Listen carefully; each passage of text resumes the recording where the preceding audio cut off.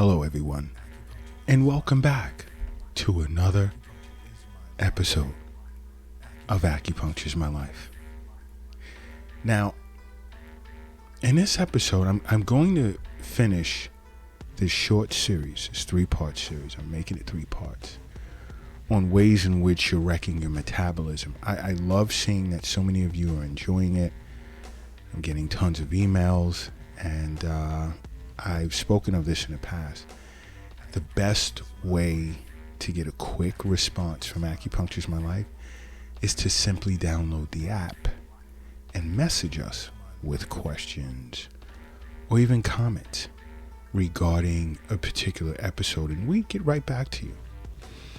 Okay? Sending an email, a lot of them we didn't open. It's unfortunate because we still have emails that we're trying to read and respond to from 4.5 months ago. Okay, so we get so much in the way of emails, where some of you have even decided since then to download the app and communicate that way. So if you haven't already downloaded the app, do so. It's free at your app store. And there's so many benefits to owning the app. Now, closing out the discussion on ways in which you're wrecking your metabolism is this question. And I've spoken of this in so many episodes of past. But I'm going to ask you, are you guys getting out and attempting to get at least a good 20 to 30 minutes of sunlight? Doesn't matter what the weather is. It can be cold, and I've heard individuals say that. Oh, it's cold out. And they don't feel it as if sunlight is worth anything when it's cold or what have you. And that's not true. It's not true at all. But you want to get out and get some sunshine.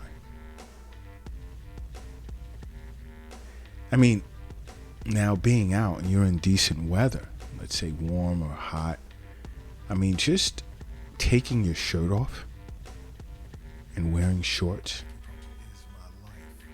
I would say approximately around a good 30 minutes will produce over 10,000 international units of vitamin D. Isn't that awesome? Just from simply going outside. Now, you can get, let's say, around 91% of your recommended daily value of vitamin D in a 3.5 ounce serving of wild salmon. Not farmed, but wild. Okay, because vitamin D is extremely important. Not as important as, let's say, seeing a physician on an annual basis and making regular wellness visits with an acupuncturist. But it's super important. Another way in which you can be wreaking havoc on your metabolism is eating refined carbs. Because it's like sort of like a complex form of carbohydrate. And complex carbs, your body has to work extra hard just to break it down. Now, this will consist of, let's say, pasta, white rice, white bread.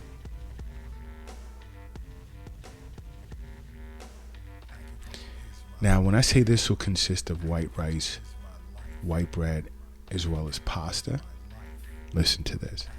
Those are not complex carbs. They're not. See, the complex carbs have been taken out of white bread and pasta and white rice. So the carbohydrate content as a result has been refined. So guess what? slower metabolism. One, refined carbs don't offer much nutritional value in the first place. So, you want to look for the more complex carbs to rev up your metabolism, to break it down.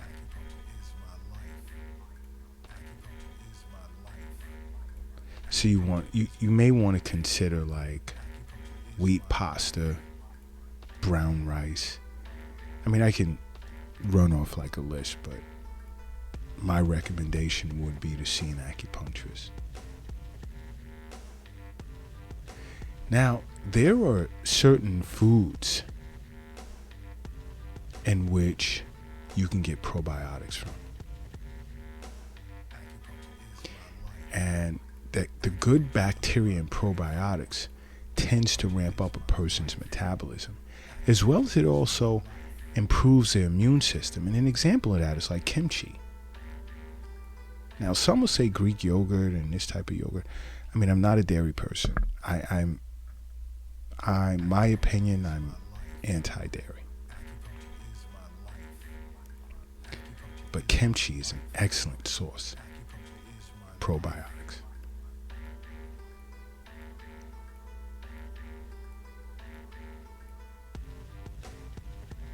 Okay?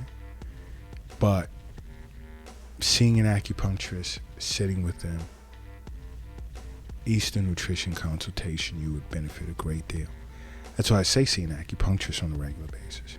For regular wellness visits, once a week, once every 2 weeks, once a month, or even once at the start of every season. Your acupuncturist and yourself will determine what's best for you.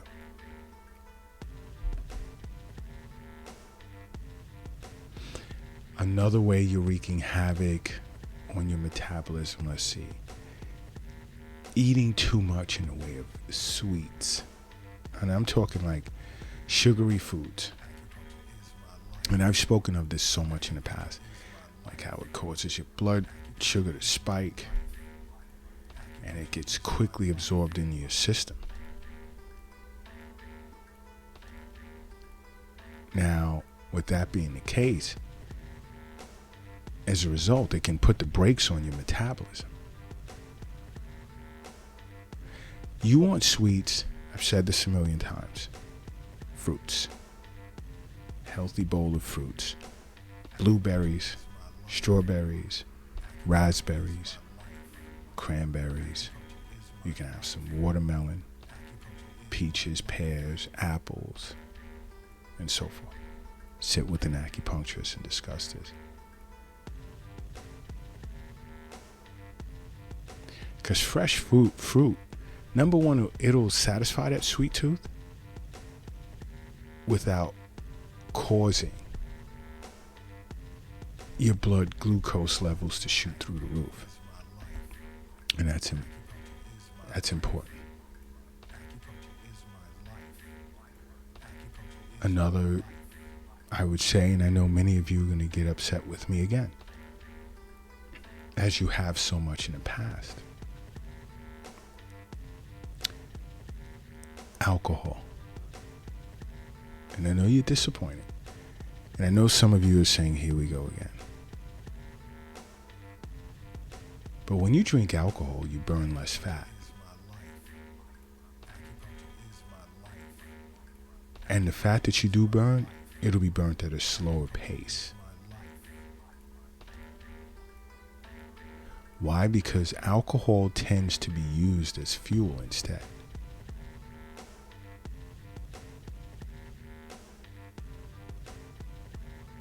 Okay? But I say, let's just do away with drinking alcohol. Room temperature water, not in plastic bottles, and sit with an acupuncturist to discuss herbal teas. You'll be shocked as to how much you'd benefit from drinking certain types of herbal teas that's best for your constitutional makeup. You'd be really, really shocked.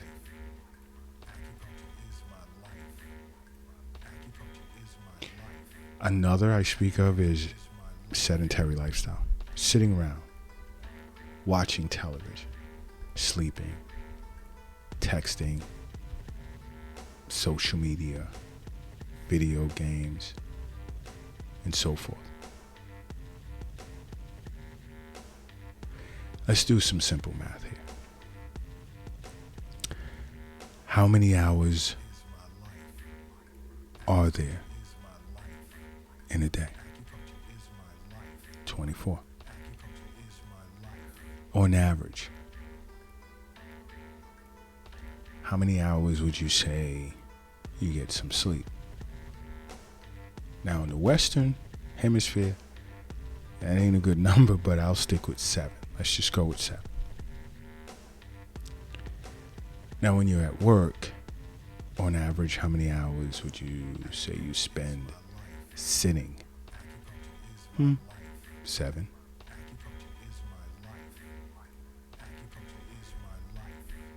Add another 2 hours of travel time to and from work or to and from school, and miscellaneous sitting when you're eating and watching television, and you're easily at 19, 20 hours. So you want to tell me you're on your feet for 4 hours? You know, I've heard so many individuals complain about that. Doc, I'm so tired. I just worked all day. And I hate the expression I get. I hate it when I say you're tired of sitting. And then I go over the numbers and we do a little math, and they realize that they've spent in excess of 3/4 of their day sitting. And you're tired. Yes, you're tired of sitting.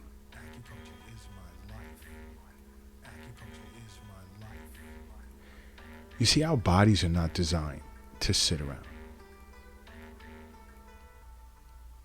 Think about it. Let's just go way, way back into the days of the caveman era. The human body was designed to walk to get to where it needed to get, and to hunt and search for fuel in the form of food.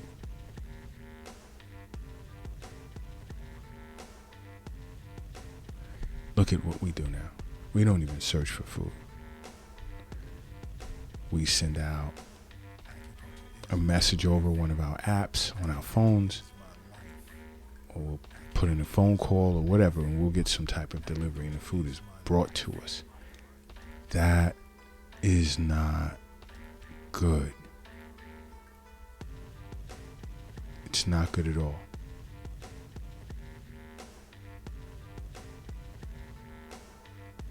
Think about this. Being on your feet for just 3 hours a day, every day. In 1 year, you can burn up to 30,000 extra calories, which amounts to around 9 pounds of fat. Now, don't get me wrong, fat is good for you, but like everything else, in moderation. So if you're expending 30,000 calories a year, around 9 pounds of fat. So think about if you were on your feet another 3 hours.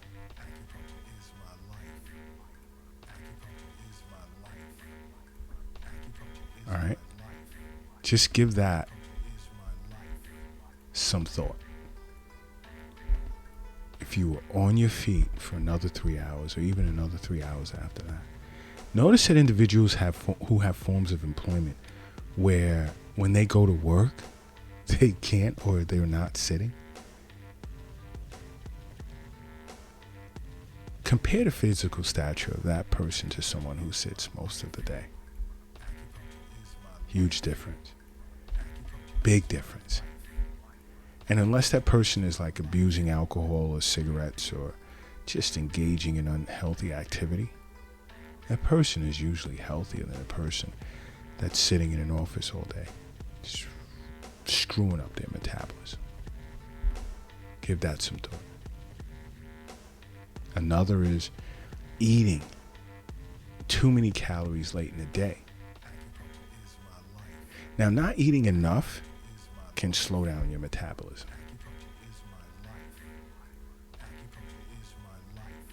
Okay? Understand that.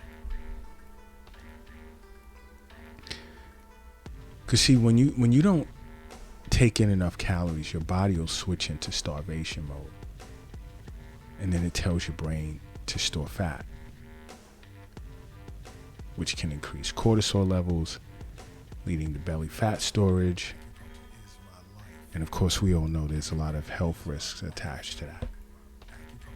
Now, let's switch. Let's jump the fence a little bit. And I've spoken of this plenty of times in the past as to when you should consider eating your last meal. Now, eating a large dinner, eating too much close to bedtime, can also wreak havoc on your metabolism. One is going to throw off your circadian rhythm, your inner clock. And then you won't be hungry in the morning. And then not being hungry in the morning and not eating when you should is going to ultimately lead to weight gain.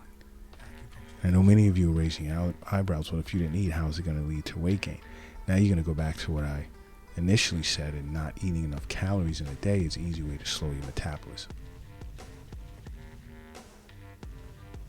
Okay?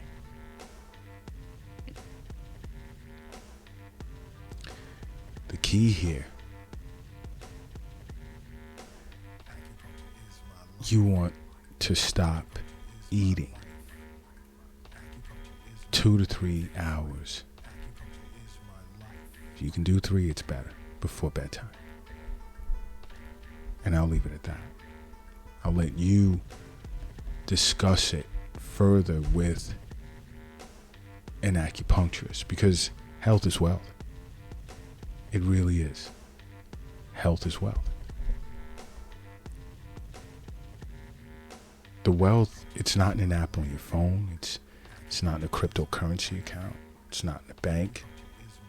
It's not in a safe. The wealth is not in your pocket. It's not in your wallet. It's not in your purse.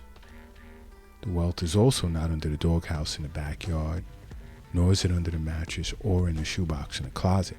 The wealth is in you. That's why you listen to Acupuncture's My Life podcast. You're already headed in the right direction.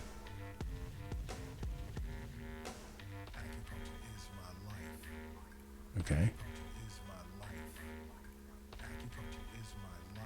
You're already headed in the right direction. You know what else can wreck a person's metabolism is those that work the night shift. And you know, it's unfortunate because we need essential workers or individuals to work those late hours. You know, when it comes to the police force or hospital care, emergency care, and more. Fire department. We need that. But, you know, the ones that do work, you know, I give a lot of shout out to them. Big thanks. Because they're really sacrificing. They're the ones that are sleeping when the sun is up, and they're awake when the sun goes down. Guess what you're going to burn less of? You're going to burn fewer calories.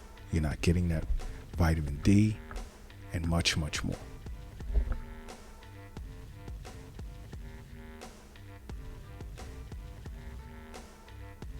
Okay?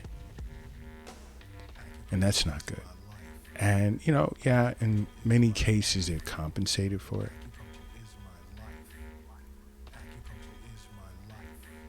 And what they're being paid for is the fact that their circadian rhythm is thrown out of whack. Because again, your body's internal clock plays a huge role in metabolism function.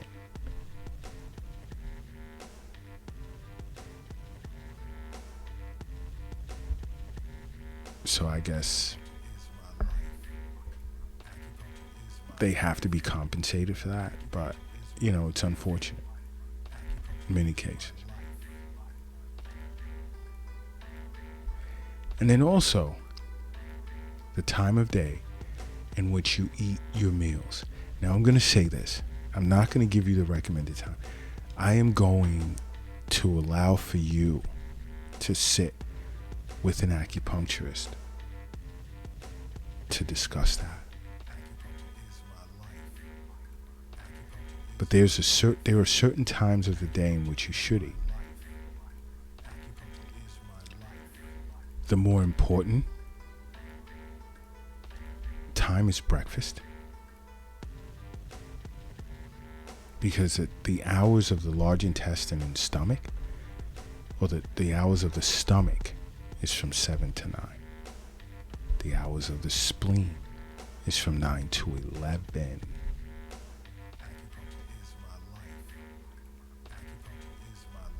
Here we go back to the middle jiao, responsible for the production of all qi and blood after birth. That's why you'll hear some say, breakfast is your most important meal. You want to nourish with the right foods. I'm not talking about bacon, egg burgers with cheese. No. Or bacon, egg, and cheese on a roll. No way. No. You want to eat good food between the hours of 7 and 11.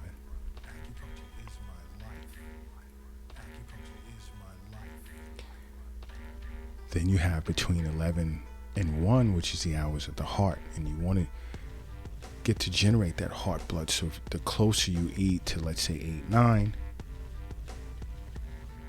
then you're ready to eat again somewhere around noon and close to 1. But, I'm not going to really get into that aspect. I know it's piquing the interest of many of you. I'm going to say sit with an acupuncturist to discuss that further. Because sitting with an acupuncturist is so awesome. Super, super, super awesome. So much about your life and the balance of yin and yang internally. You don't realize it can extend your lifespan and allow for you to live a happier and healthier life. Sit with an acupuncturist and simply make acupuncture a part of your life, okay? Because acupuncture is my life. What's yours?